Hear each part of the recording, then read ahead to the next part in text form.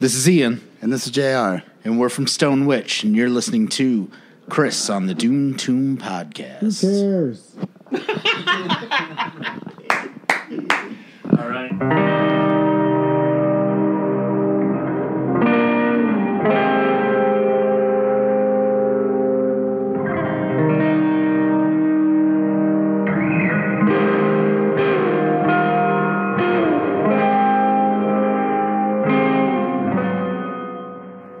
This is the Doom Tomb Podcast. My name is Chris. I am your host. Today we have the Munsens, and they had just finished a tour for their latest release, Unhanded. We get into a bunch of things. We talk a little bit about their other projects. We talk about the Colorado music scene, a few musical influences, and yeah, you know, I apologize in advance. It is loud. There are a bunch of people around. We could barely hear ourselves talking, and every once in a while, you know, you hear somebody screaming into the microphone. That's the way the shit goes. So we'll get into the interview in just a second. Just want to make sure everybody knows, Sunday afternoons, the Doom Tomb is on Cranium Radio. You can find it at craniumradio.com, or you can use the TuneIn app and type in Cranium Radio and listen to this, some of the finest music out there. They play a whole bunch of different stuff. A lot of metal goes on, but on my side, it's stoner, doom, and sludge, and some psych, and, you know, whatever else I want to fucking put on there. So, you know what? Let's get into this. This is the interview with the Munsens.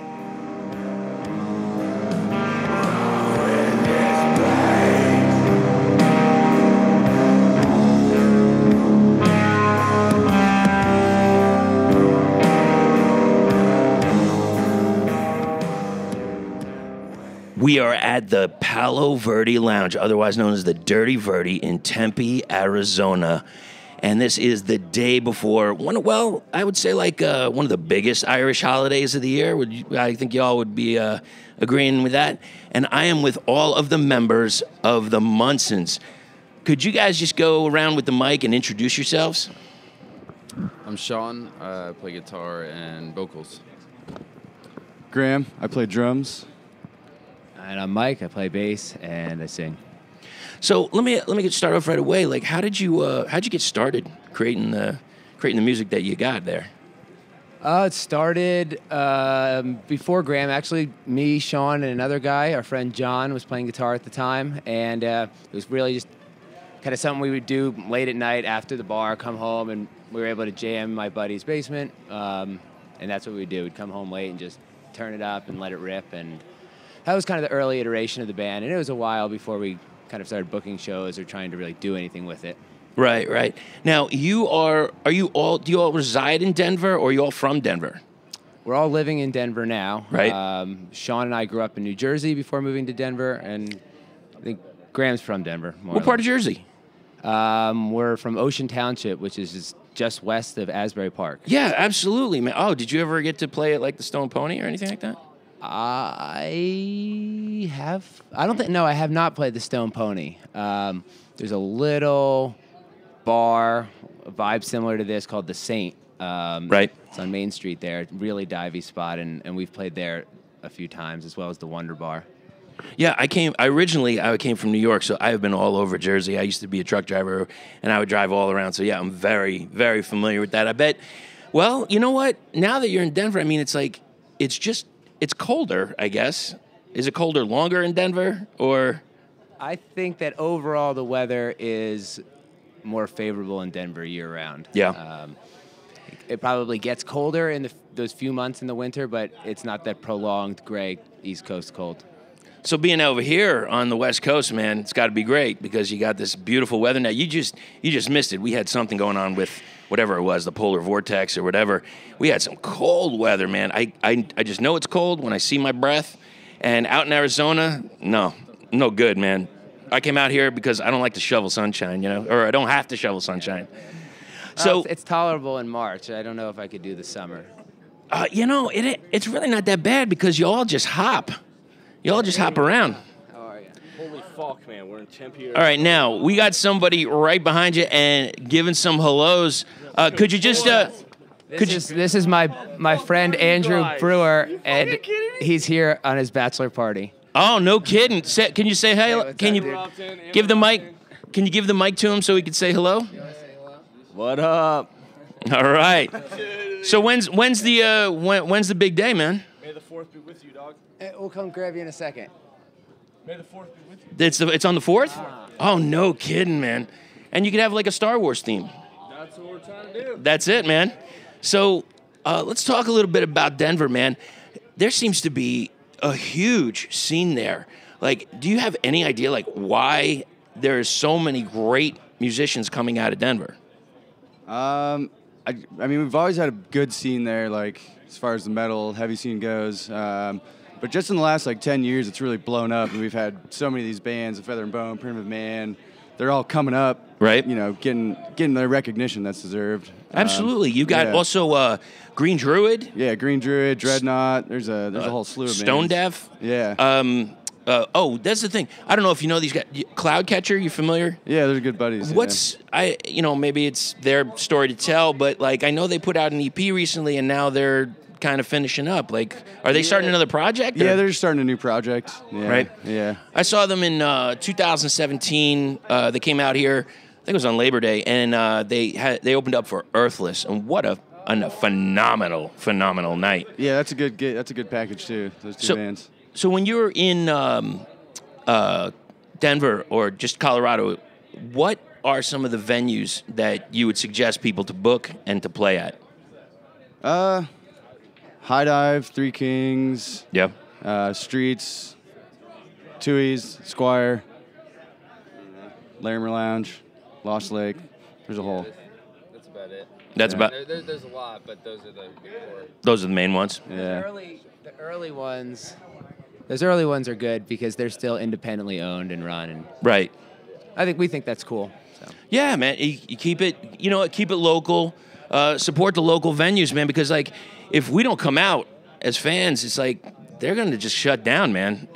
We've had that here already, where there's a place in Scottsdale. Actually, they're going to gentrify the area, and unfortunately, a place like this isn't good enough. Sure. So they're going to dump it. Similar to what we're seeing in a lot of industries, just this massive consolidation. Right. The people that can play are the people with these major resources, spread out across these kind of multi-state or multinational companies, and same thing with the venues.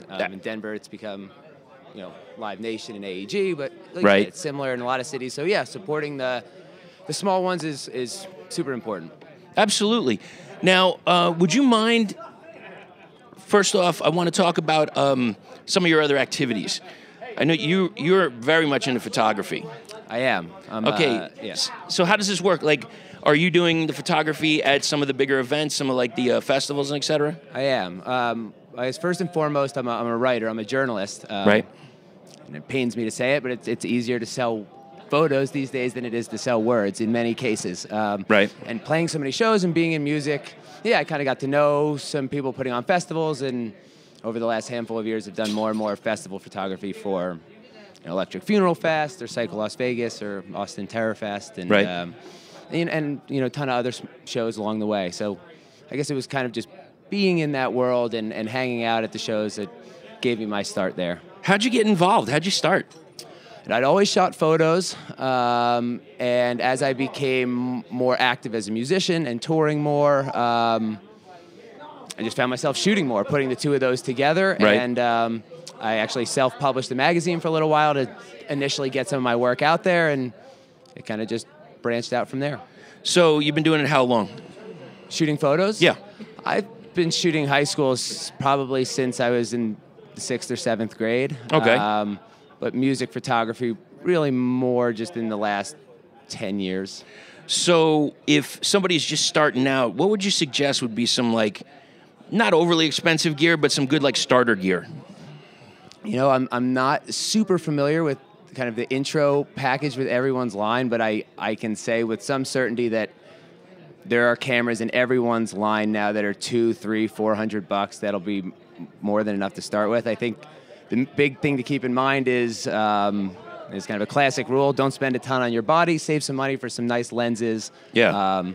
And spend your money there. I mean, the body, it does matter absolutely, but you can kind of get by without that at the beginning. And for most of it, to be honest, a lot of the stuff I shoot with is old shitty analog gear. Now, I saw on social media that you had some shots of some people skating. Yeah. Were those your shots? No, the stuff if I had to guess, the stuff that's on social media, people skateboarding, are my roommates. Our roommates, Chuck and Zach. Right. Probably wearing our merch and stuff like that, and we're kind of just giving them a shout out. We skate, but not anything worth posting. I got you. Now, do either of you have any other like side projects, or more of something that you're doing as a hobby, or? Not quite like that. Graham grows really good weed. Oh, really? Okay, so please pass that mic over. It's a very important discussion here. So, what do you suggest? First off, let's say, and I doubt that many people listening here are not doing that, but if they are to start, what kind of strain do you think that somebody should start with? I don't know, an OG, a Bubba Kush, some sort of a squatty or indica style plant. Right. It's just easier to grow and not as many variables with your feeding schedule and things like that. And how long have you been doing this? About 6 years. Right. And do you work, is this like independent, or do you work with like a dispensary I or work something? for a dispensary, yeah, just Really? a small medical shop. And over the past few years with the legalization and everything, how has it changed? Like the proliferation of that has to be like monumental. Yeah, as it's far pretty as crazy. growth. I mean, like every couple months we have a new set of regulations that we got to abide by. Right. And that means switching up our whole not our whole operation, but certain aspects of it. Right. Always have to be changed to meet the regulations. And I heard something, and please correct me if I'm not right. There was something about the FDIC for the banks that you could have the money, you could do the transaction, the sales, but they didn't want you to deposit the money because they didn't know what the legality of it was. yeah, because the banks are still federal. It's like Right. And yeah, I mean, a lot of people have gone to using more local credit unions. Sure. All the local companies, stuff like that. Right. Yeah, it's still definitely kind of a weird gray area. It's like what to do with the money. I you know what? I seriously hope it'll change, because I have seen some crazy changes, especially in my job. I'm in a bodywork profession. I do massage therapy. That's my other thing. Okay. But I've seen so many people, even not psychoactive, Yeah, all the even CBD just products CBD that are products coming out, have yeah. blown up. And now they're only starting to do research on them within the last few years. Right. So it opens up a whole new world. I know something has had to have changed when I see, and believe me, I don't follow him, but I saw Kim Kardashian saying all things CBD, man. That's all I have to have that, and that is the new part of her life. Yeah, right. If it's and in existence. their hands, everyone's gonna want it. Yeah. So then you're officially on your way to becoming a millionaire. Yeah. That's basically what I'm saying. So let's get down to this, man, because you have a killer new album with a beautiful color variant for the LP. It is just phenomenal looking. Just came out recently, Unhanded. Would you mind if we went over like track by track? If you could say something about the tracks, that'd be cool. All right, let's start off with Dirge. What can you tell me about that track?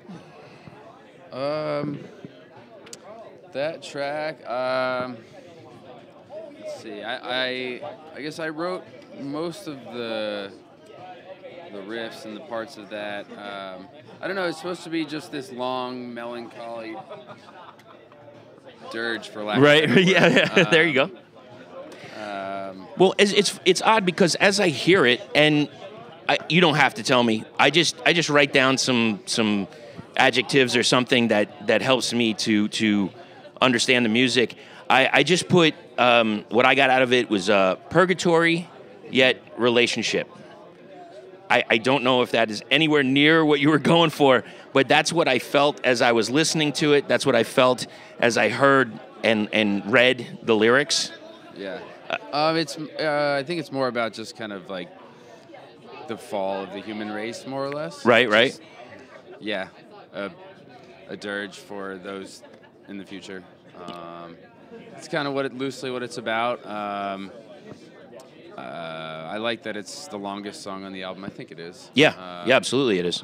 Yeah, it's Almost supposed to be clocking in at like this 11 minutes. long, drawn out there's not many parts to it. Right. But, yeah, that's kind of what most of the album is about, I think. Awesome. So what can you tell me about Pitiful? So Pitiful, I'm trying to remember when I wrote the music for it, but I wrote it before Unhanded for sure. Probably the first one on the album that had been written. It's probably closer in style to what we had done previously. Right. As far as the lyrical content, I don't want to speak directly to what it's about. I'd like to leave some interpretation up to the reader or to the listener. But it was, I guess it's a pretty foreboding track in that, generally speaking, I think things will get worse before they improve, if they improve. Well, and I wrote down the first thing that came to my mind was narcissism, and like a wannabe of a prophet or somebody that like, here, come, follow me, and I was like, I don't know what you got. Don't worry about what I got. Just come and we'll figure it out. And I was like, yeah. Well, I think that there's people from all ideologies that are pretty damn sure that they've got it right, and I just question that. Yeah, it's so people, weird. And to a greater degree, they can be condescending in the way that they push that ideology. Wherever on the spectrum you land. Absolutely, and shove away your ideology because theirs is the true way. I had this discussion with somebody, and it's not my belief personally, but it's like, what if you die and you go to this other world, this other realm, and all of a sudden you meet this person, they start talking to you, and they're like, well, you're following everything that L. Ron Hubbard said, right? And I'm like, no, like he was a bad science fiction writer that took a tax break, and that's how he started. He's like, no, this is the true way. And I was like, and the person like got upset, like, that's not the real way, right? That's not it. I was like, yeah, I'm just saying, like, it would be funny if they were not getting it at all, not even close. Okay, what about the title track? What can you tell me about Unhanded? Unhanded, I just, when we approached it, I wanted to write a faster song, and I think I had I had the lyrics written for that, and I kind of started there and started writing around that with the kind of called the verse parts. And I probably wrote the lyrics for that around the same time I wrote Pitiful, kind of just assuming a different point of view or speaking point of a different narrator. Right. And equally critical, I think. It was just a time when I was writing. This was probably 2000 and end of 2016, 2017, so there's a whole lot going on. Sure. And yeah, the kind of theme is in the same vein as Unhanded. Right. Yeah. I'm sorry, as Pitiful. As Pitiful. In the song Unhanded, I wrote down apathetic, and this idea, which I have seen a lot lately, which is like this, almost this separation in media, where it's either you're either this or this. There's like zero middle ground, and it seems like when I look in media, it's like they're almost trying to pit sides against each other. Like, do you see what this side did? Do you see what this side did? And it's after a while, man, it's just like it just becomes like ponderous, just like tedious, man. Without a doubt, we're retreading the same territory, and we were talking about this in the car. I think it is a consequence of just 24-hour cycle and the need to fill these channels constantly. Right. But yeah, Unhanded and kind of the general theme of the album and what we did with the art as well was that turning loose. It's Unhanded, that idea that it, for me at the time, it seemed like it was going to get a lot worse before it got any better. Absolutely. Now, the next track, Bleeding from the Ears. What can you tell me? I guess it's kind of along the same lines as Dirge. Right. I guess Rivers of Error as well. They're kind of just, I don't know, the lyrics at least focus on hypocrisy and politics and religion and right. But musically, I don't really know. Think they just come out, we jam, write riffs, get stoned, And just songs happen. I guess I don't make know it happen. of much of the album. If we had a specific plan for any of the tracks, Right. We just write things on our own, bring it to the three of us, and jam it out and work.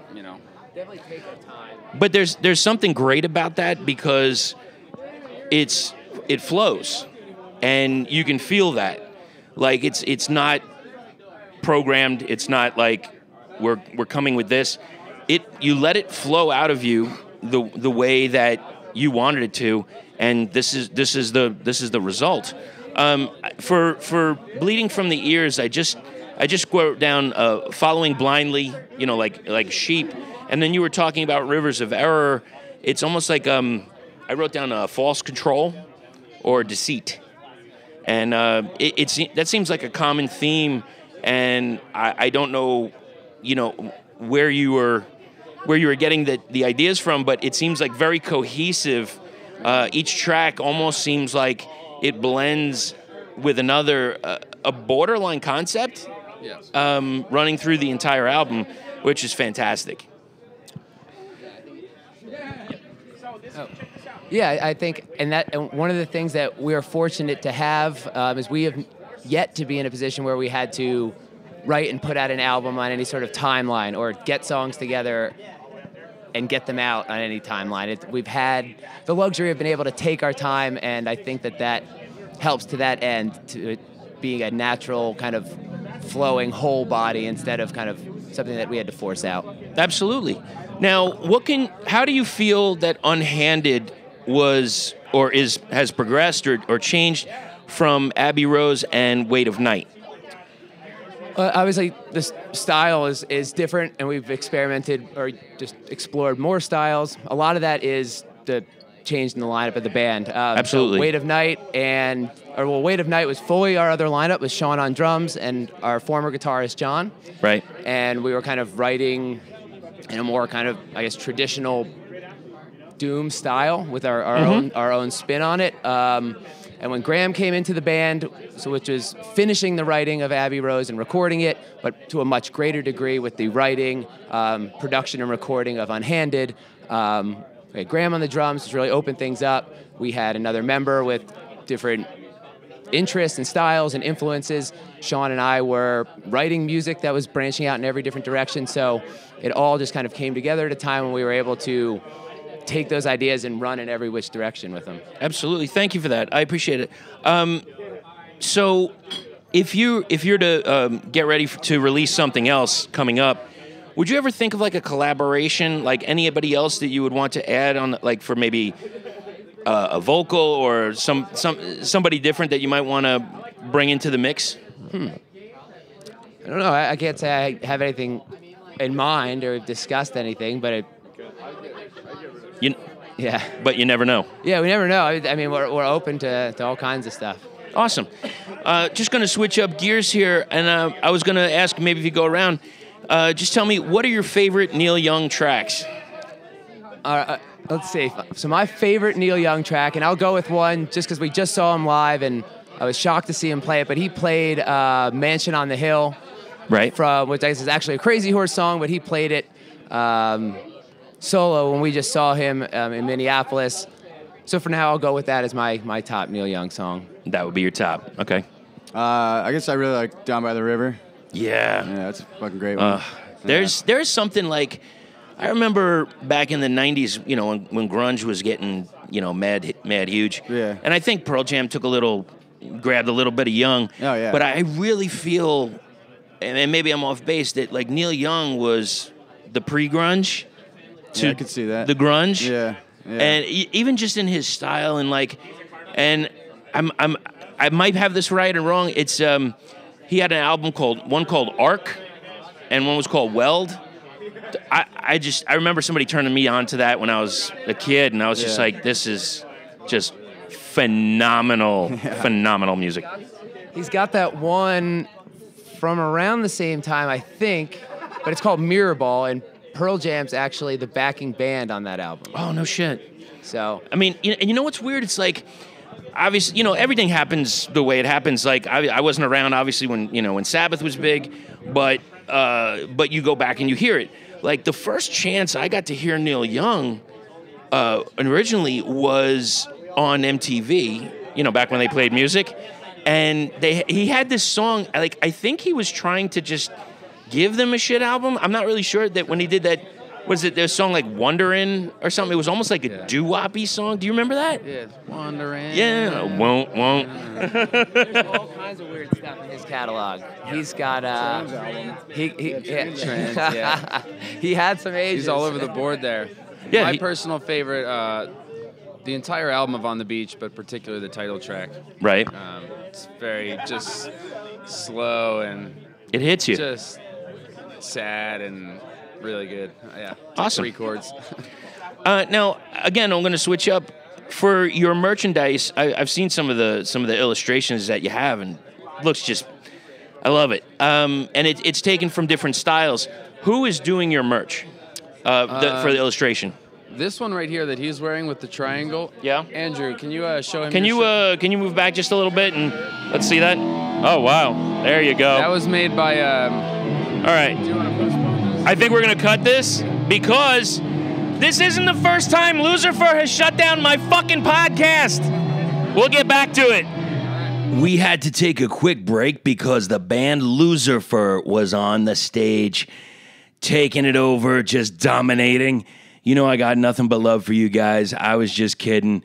But you know what? I remember a couple of podcast episodes ago, Ruby the Hatchet was being interviewed, and the same thing happened.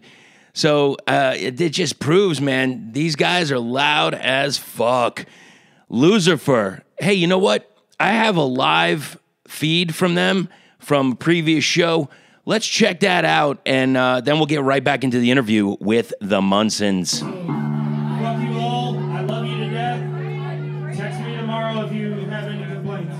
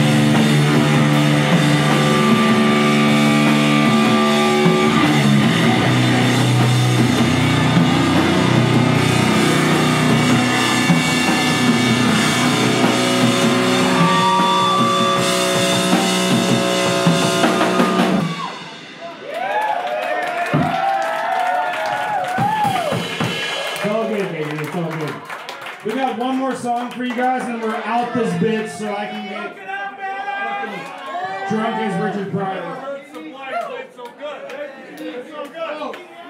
All right, last one. This one came from a very special man I know. His name is Wilhelm, or you can call him William. Just don't fucking call him Bill. Dude, this song's called The Shit That Killed Elvis.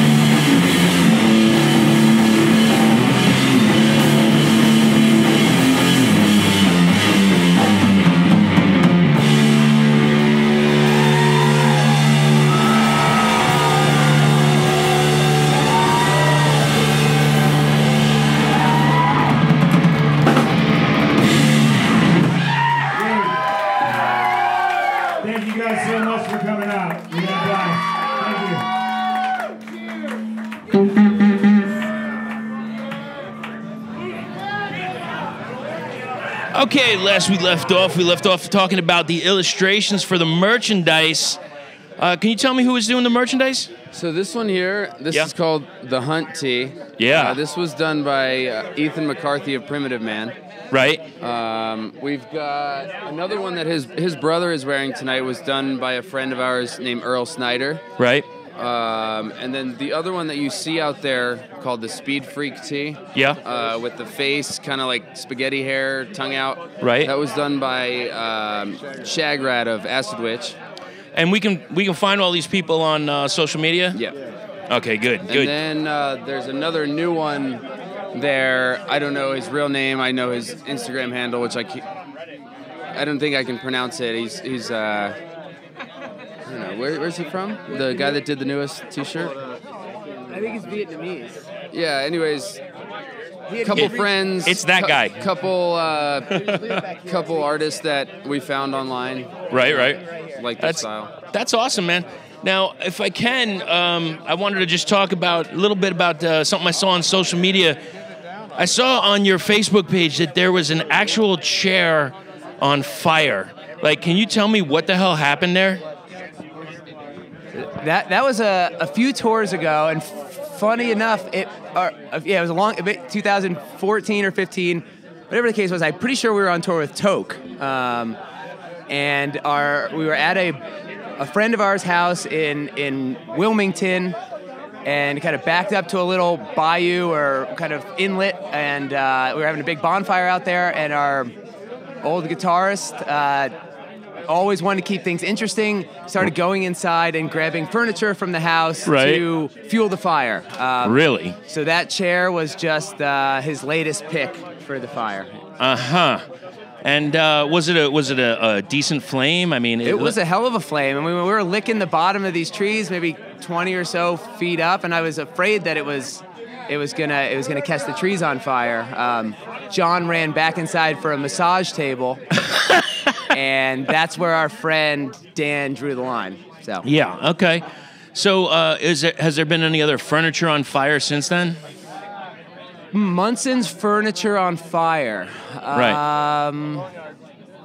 Yeah, nothing that I can think of for the Munsens, but we did watch a RV completely burn out on the highway today. Really? Outside Tempe, yeah. Just outside Tempe, yeah. Huge black plumes of smoke pulled up to it, fire trucks.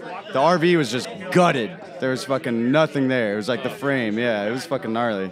I hope everybody made it out. Jeez. Yeah, I hope so too. We got there after that. I mean, We saw a highway chase today too. Yeah. Oh, really? Yeah, we saw a car turn around on the highway with a cop car chasing it, flip around a bank, come off the bank, flip around our car, almost hit us, and they pulled off the highway and the cops stopped chasing them. I don't know if there's like a no chase law. Looked like there was a kid in the back. It's pretty gnarly, yeah. This was in Tucson, yeah. Where did you come from? Where'd you play last night? We played in Juarez, Mexico. Oh, that's right. Yeah. How is it down there? What's the scene like there? It's wild down there. Awesome. It's awesome. Fucking awesome. It's awesome. It's really wild. We've got great friends there. They've got a great scene there, a number of good bands, and people are really enthusiastic about live music and about metal, and they come out and they get loaded and they move around, and it's a very animated audience, and it definitely feels different than most crowds in the States. This is our third time there, and it won't be our last time there. Have you guys ever been over to overseas or to Canada yet? We have not, but Graham's sister's in Vancouver, so we're gonna go there soon. All right. If you ever need to know of a few bands to hook up with, please let me know. I've been in contact with some of them. Actually, one of them, Pink Cocoon. If you haven't heard of him, you got to check him out. It's almost like a doomy blues. Okay. Had him on the podcast a while ago, and really, really great stuff. Now we got a chair for you right behind you. that's all right. I'm just gonna crouch down until my feet actually fall asleep. I'm impressed. And I'll stumble, and I'll just I'm a larger man, so it's gonna be a large sound. I'm just gonna warn you ahead of time. So. Let's talk a little bit, if you can, about gear. Is there anything that you're bringing on the road that you're really fond of, and is there anything maybe that you use more in the studio than on the road? Here, you got some cooler stuff. I think My guitar amp's pretty cool. It's a 1971 Sun Concert PA. It's a solid state. Right. I don't use any fuzz or gain pedals. You just turn it up, and it's got this really awesome tone. With it being old, I've had to fix it, a couple things on it here and there, but overall, it's been really trusty. It's like a piece of gear on workhorse. the road. Yeah, especially that it's solid state. You eliminate a lot of problems that are, able to happen Right. without Which you hear of all the time on the road. This guy. What's going on with you? So I have my SVT Classic for the same reason, that it's just generally speaking a workhorse, a durable amp, but it's been acting up on me the last few months or last year or so. It's the same. It's something in the circuitry. I'm having problems with the same tube, so we'll get it figured out. But yeah, as far as what I like to use, I mean, that's a perfect amp for me. It's reliable. I love the sound. I don't need a whole lot other than the natural tone I get out of it. I always keep one big speaker, at least one 15-inch speaker, and then another cabinet with 10s or 12s to kind of balance it out. And what are you using right now? I rock a Ludwig drum kit. Cymbals, kind of just Frankenstein, mix match, Istanbul, Sabian, Zildjian. Just whatever sounds good to me, What kind of snare are you using? I use it's a Tama Black Panther. It's like a deep 8-inch maple snare, real deep booming sound on it. Yeah, I like it. Yeah. I like that a lot, gentlemen. Yeah, I just wanted to say, and I forgot in the beginning, I didn't see you in Texas last year. I heard you in Texas last year. I was Texas Mist. I was outside doing interviews, and I just heard this thick wall of sound, and I was like, who the fuck is that? And they're like, oh, that's the Munsens. The Munsens are on right now. It's like, oh my God, please. And I wanted to finish the interview, but oh, what's going on over there? It's some kind of like gay bonding experience or something, maybe. Yeah. There's. Let's see. Hold on. All right. That was pleasant. So welcome to Tempe. Yeah, man. All right, so let's keep going here. I'm going to just ask you a few kind of rapid fire questions, and if it gets longer, it gets longer. On the tour, what's the best food you have eaten on the road? Juarez burritos. Really? Yeah, that's the easy answer. What's it? What about it? They're just simple. They don't do American style. You get all the rice and lettuce and sour cream. They just do whatever style meat or vegetables you want, wrapped up in a fresh made tortilla. That's the biggest difference is the tortilla. That seems to be such a common theme when on tour. It's like it's some kind of Mexican food or some kind of tacos or something. Yeah, it's easy and it's quick. Now, do you go? So it's cheap. It's cheap too, and delicious. Do you know? I got to ask because this was a question in the last podcast. Hot sauce? Yes? No? Yes. Spicy all day. Oh yeah. All right. Good. I approve. I officially approve.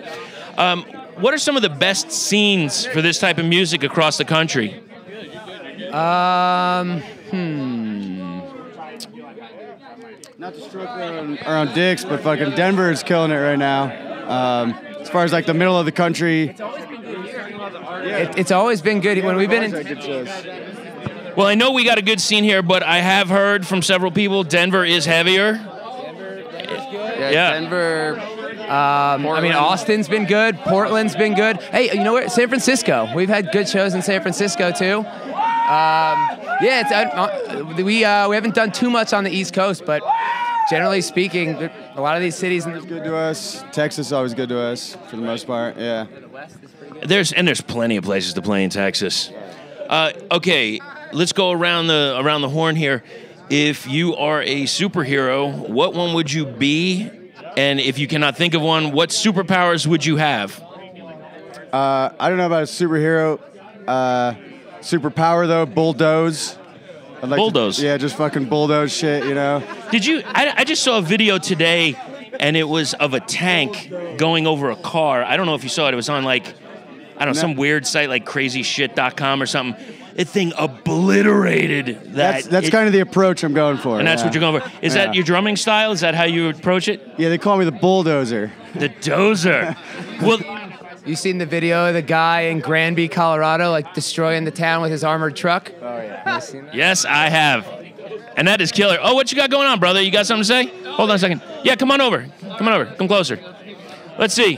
What do you got going on? Who are you? Oh, yeah, I'm Sizzler. Yeah, Loserfur is the best band playing ever. You're a fan of Loserfur. Oh, yeah, baby. Apparently we got a fan now. I know you were talking about Loserfur, about something about their sound that you found unique. Can you share that with me? Yeah, I was saying I thought, well, the band as a whole sounded great, but I was really digging the bassist tone, what he had going on, yeah. Not loud enough. Apparently not loud enough. So, okay, so what would be your superhero and or power?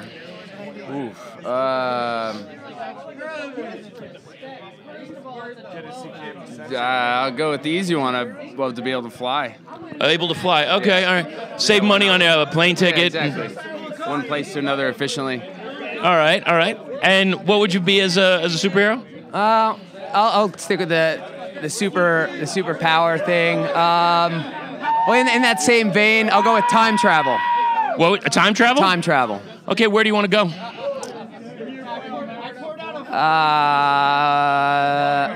I'll go end of the 16th century in the battle for the Mediterranean. Interesting. Now, do you think that if you go back, that there's going to be some kind of butterfly effect and you're going to affect future history? Without a doubt. Yeah. Okay. Because I'm thinking, like, maybe you'd want to go, like, to Abraham Lincoln's house and say, hey, I know you want to see the play, but maybe, like, stay home, you think? Yeah, I can make a stop for old Abe.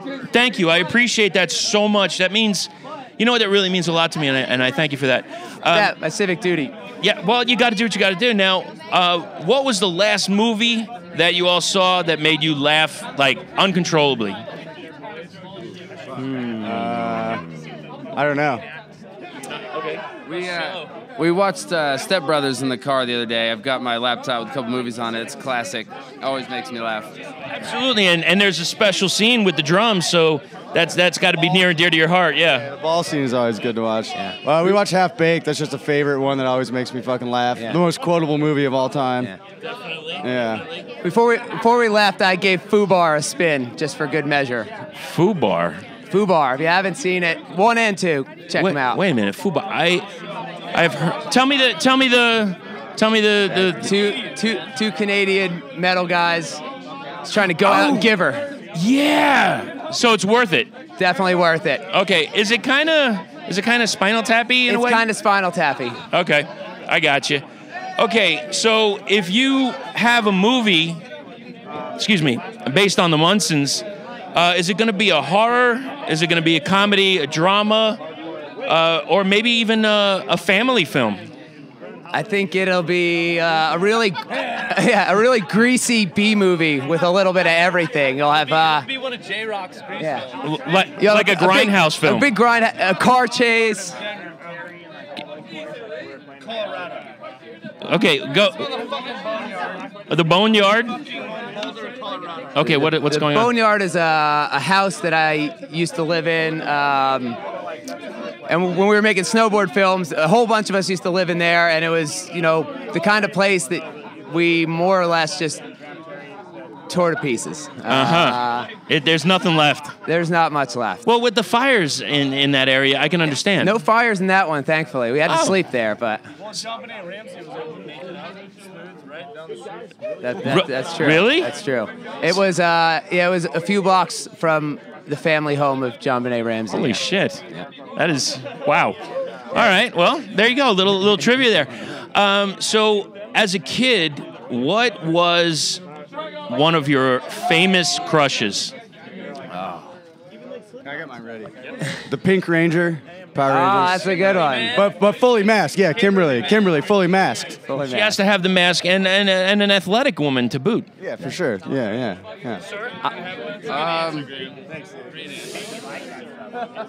Came quick. I don't know. Yeah, that was like lightning.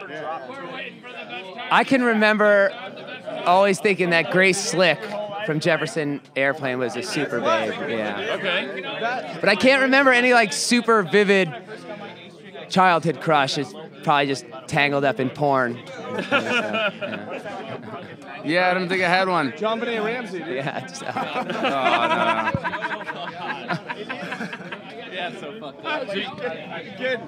Nobody offhand is what you're saying. Okay, that's fair. That's fair enough.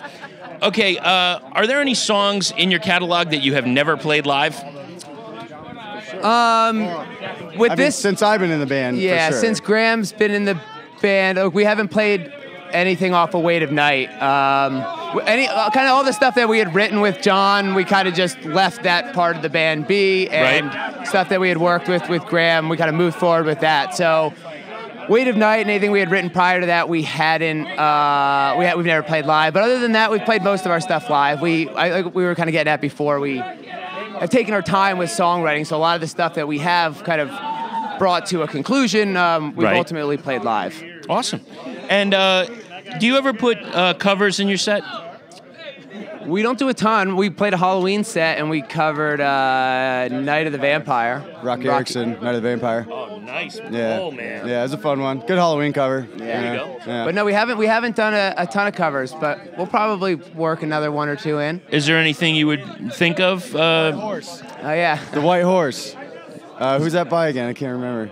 Laid Back? Yeah, Laid Back, White Horse. I gotta look that up. Pretty ridiculous disco track. Yeah. Oh wait, no, you mean you gotta ride the white horse? Yeah, that one? yeah. Holy shit! Yeah, that one. Yeah. So Green Druid has this thing called Will It Doom? I guess that's the big question. White horse, will it doom? Oh, it'll doom. It'll eat. It'll doom. It'll eat. All right, I like that. I like that a lot, man.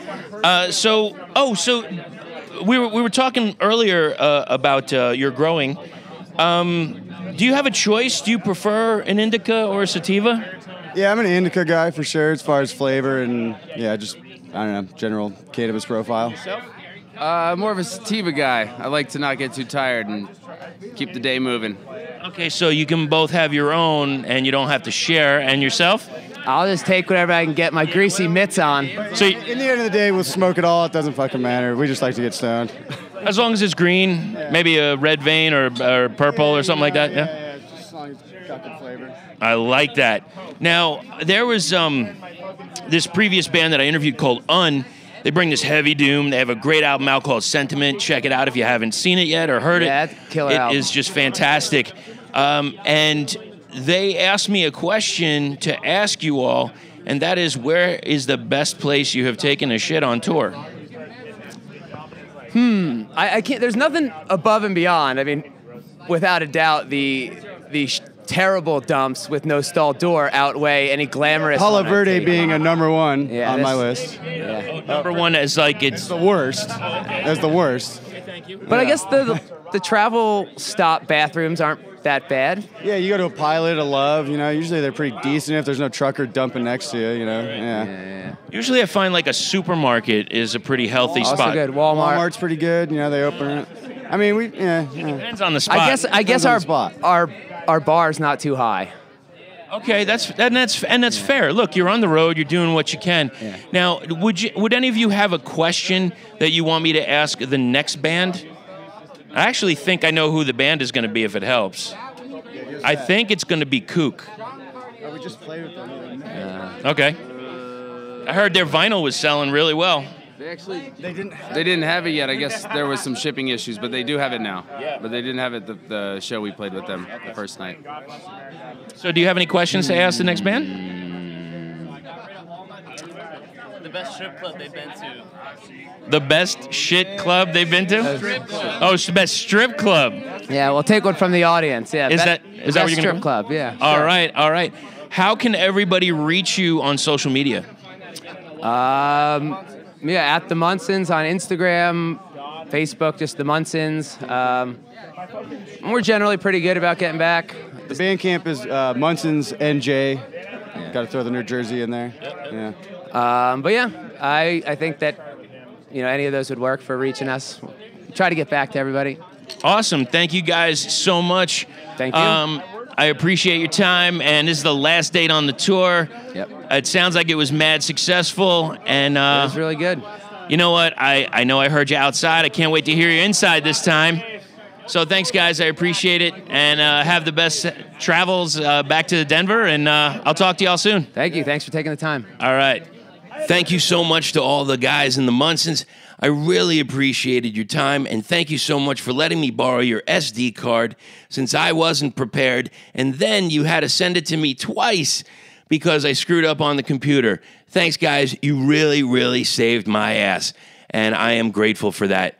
So, I think it's time. Let's hear a track from Unhanded. This is Pitiful.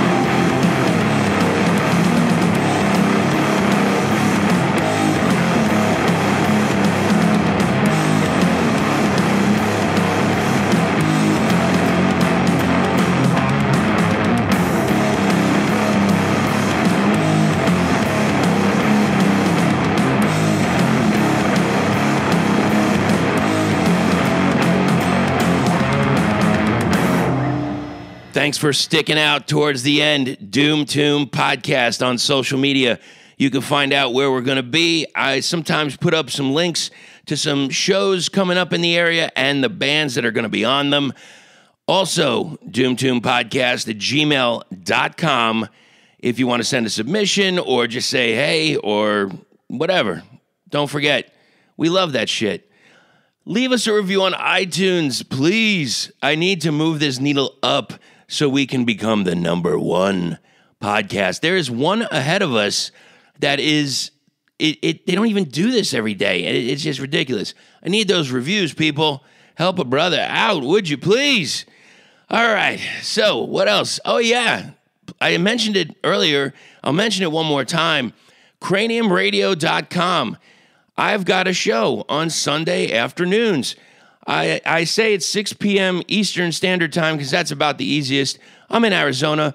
Who the fuck can figure out how this thing works where we don't have savings time? We do, we don't, whatever. Either way, 6 p.m.